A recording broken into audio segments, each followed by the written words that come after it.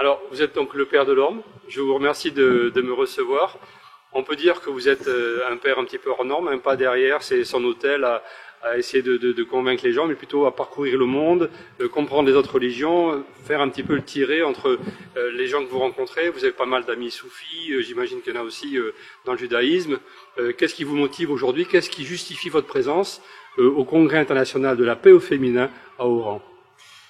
Je dirais que c'est mon histoire. Alors, déjà, j'ai un lien particulier, long, ancien, avec Cheikh Khaled Bentounès et avec la Tariqa Alaouia. Qui est l'initiateur de ce congrès. Qui est l'initiateur de ce congrès, puisque je crois que notre amitié a une trentaine d'années maintenant, ce qui commence à faire, qui est un beau parcours. Mais de manière plus ancienne encore, personnellement, je peux dire que même si je suis chrétien et que je suis un fils de l'Église catholique, par ma naissance, mon histoire, mon engagement, je suis aussi, par bien des aspects, un enfant de Gandhi. Et dès mon adolescence, Gandhi est un personnage qui m'a fasciné. Et en particulier, ce qui m'a fasciné chez lui, c'était sa dimension mystique, spirituelle. Et je découvrais qu'on pouvait avoir une proximité avec Dieu en n'étant pas chrétien, en étant d'une autre religion tout autre, l'hindouisme. Et puis Gandhi est l'homme qui a tout fait pour que, d'abord son peuple indien, mais aussi par-delà les autres peuples, se découvrent qu'ils sont appelés à être frères. Et pour moi, c'est la lumière qui m'a guidé, Gandhi, Martin Luther King. Et de ce fait même, le dialogue interreligieux, interculturel, peu importe les mots qu'on emploie, fait partie de mon histoire, de ma vocation.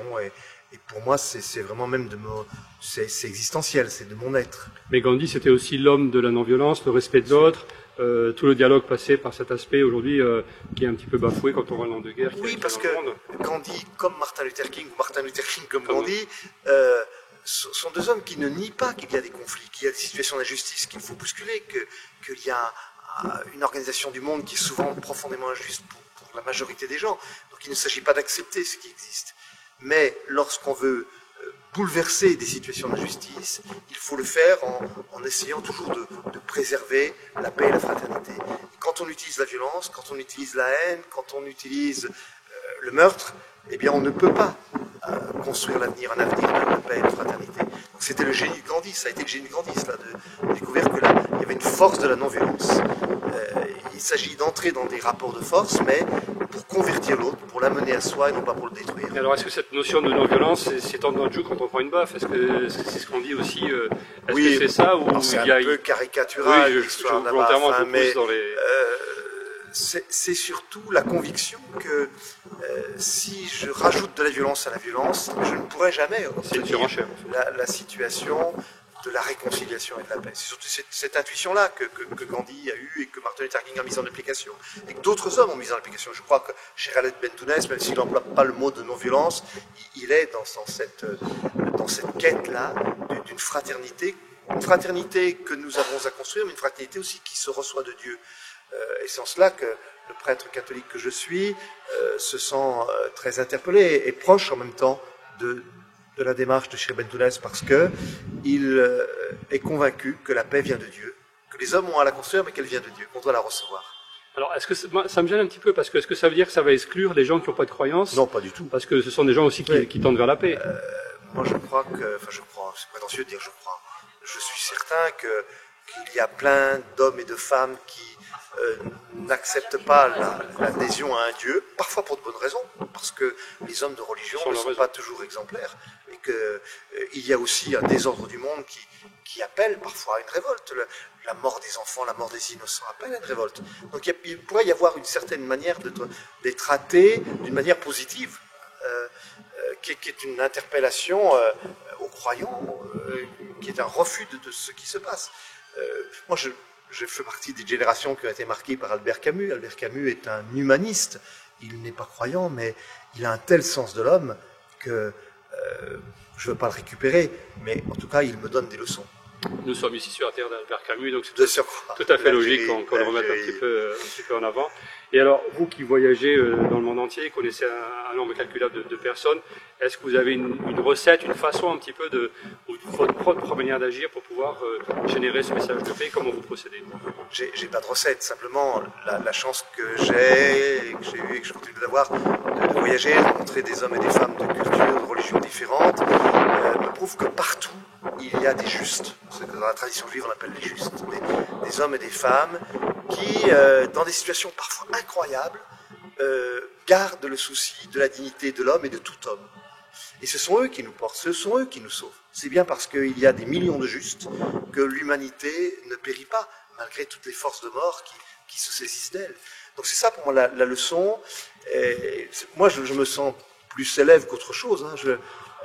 J'admire des hommes et des femmes, souvent tout simples, qui ont ce souci du bonheur de leurs enfants d'abord, mais aussi du bonheur des autres, du bonheur des enfants des autres, et qui souvent ne sont pas des gens de pouvoir, même ils ne sont jamais des gens de pouvoir. Et alors, bon, on a eu un pape qui est venu se mettre à la tête de l'Église catholique. On l'a choisi, il a été choisi, enfin désigné, etc. Par un concile, ça n'a pas été un tirage par hasard. Donc, mais il a l'air d'avoir une approche qui est complètement différente des papes précédents dans sa relation aux autres, de la proximité des gens. Il fait même des selfies sur la place Saint-Pierre avec les gens qui viennent le voir. Quel est votre sentiment par rapport à cette il y a sûrement beaucoup d'espoir dans ce pape très charismatique et très proche des gens. Je crois que ce qui est important, c'est que cet homme, il est connu pour une longue fidélité aux pauvres. Il a toujours été proche des pauvres. Ce qui est étonnant, c'est qu'il n'était pas toujours joyeux. D'après ce qu'on nous dit, quand il était archevêque de Buenos Aires, c'était pas un homme joyeux, alors qu'il donne à voir actuellement un homme plein de joie. Mais sa fidélité aux pauvres est très très ancienne. Donc ça, c'est un point très très positif. Alors les papes, ils se succèdent, ils sont différents, on peut apprécier telle ou telle dimension de leur personnalité. Je crois que ce pape-ci s'inscrit plutôt dans la filiation d'un pape précédent que moi j'ai beaucoup aimé, qui est Paul VI, qui a été le pape du dialogue de l'Église avec le monde. C'est-à-dire que quand on regarde le monde, on peut avoir deux attitudes. Soit celle de dire le monde est foutu, le monde va mal, le monde est pourri, soit de dire eh bien, au milieu de tout ça, de ce chaos qui fait partie de l'histoire de l'univers et de l'homme, mais ce chaos, il y a des hommes et des femmes de la fraternité, il y a des hommes et des femmes qui sont le reflet de ce que Dieu attend d'eux, enfin plus que le reflet, et en tout cas qui reflètent quelque chose de l'action de Dieu. Et moi, je suis plutôt dans cette attitude-là, d'avoir le positif, même dans les situations difficiles, de voir le positif avant de voir le négatif. Donc en fait, votre but, c'est quand même de faire passer un message d'espoir. Il y a toujours une petite lueur au fond du tunnel qu'on peut percevoir.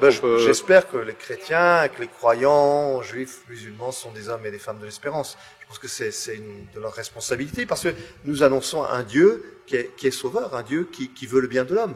On n'annonce pas un Dieu destructeur. On n'annonce pas un Dieu qui déteste l'homme, on annonce un Dieu qui fait confiance à l'homme, qui aime l'homme. Est-ce que vous ne pensez pas qu'il est important, en tout cas ce que fait le pape, de replacer l'humain dans la religion? Parce qu'il a dit de la religion et encore de la religion. Il a dit c'était ça la priorité, et d'arrêter un petit peu tout ce qui peut ternir ou salir les réputations des différentes... Je crois que quand on met l'homme au centre, eh bien on met Dieu au centre. D'ailleurs dans nos traditions chrétiennes et juives, et je crois musulmane aussi, même s'il y a des écoles différentes à ce sujet, l'homme a été façonné à l'image de Dieu. Il y a quelque chose de Dieu en lui. Donc quand on met l'homme au centre, c'est Dieu que l'on met au centre. Alors il y a des gens qui disent Dieu a façonné l'homme à son image. On peut se poser des questions quand on voit l'homme, comment il réagit aujourd'hui. On peut s'interroger quand même. Oui, mais parce que il y a aussi la liberté de l'homme, et que l'homme peut choisir justement, c'est sa liberté, entre approfondir. L'homme peut choisir entre approfondir sa dimension divine ou la rejeter, certainement. C'est le choix de l'homme. Et c'est du coup la grandeur de Dieu qui laisse l'homme libre. En tout cas, Père Delorme, merci beaucoup. Vous l'avez constaté, nous sommes en direct et nous avons la chance d'avoir nos amis algériens autour de nous. Merci pour ces réponses. Merci de votre accueil. Merci bien.